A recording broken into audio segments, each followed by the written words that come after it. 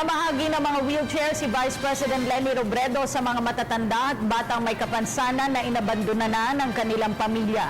Ayon sa Vice Presidente, matagal na niyang ginagawa ang pagtulong sa mga ito, hindi pa man siya nananalo bilang pangalawang Pangulo. Si Jervis Manahan sa detalye.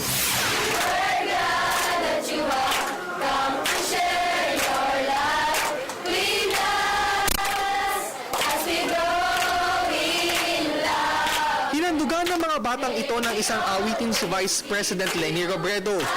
Ito'y bilang pasasalamat sa mga wheelchair na ipinamahagi niya sa Missionaries of the Poor na kumakalinga sa mga inabandonang batang may kapansanan. Isa sa mga unang aktibidad ng pagtulong ni Robredo ito na napili dahil matagal na raw siyang malapit sa naturang samahan. Nag-ocular muna si Robredo sa mga pasilidad at saka kinumusta ang lagay ng mga tao dito. Isang nakatatandang PWD ang hindi napigilang maiyak nang makita si Robredo. Matapos nito, nagpamahagi na ang pangalawang Pangulo ng mga wheelchair.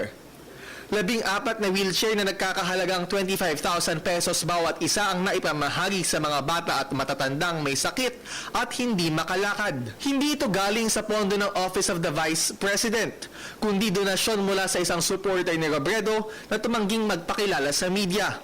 Bago pa man maihalal bilang Congresswoman ng Camarines Sur, matagal na raw tumutulong sa Missionaries of the Poor sina Vice President Leni at ang yumao niyang asawang si dating DILG Secretary Jessie Robredo.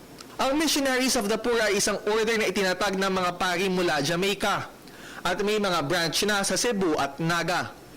Isang linggo pa lang nakauupo pero siksik na sa aktibidad ang schedule ni Robredo.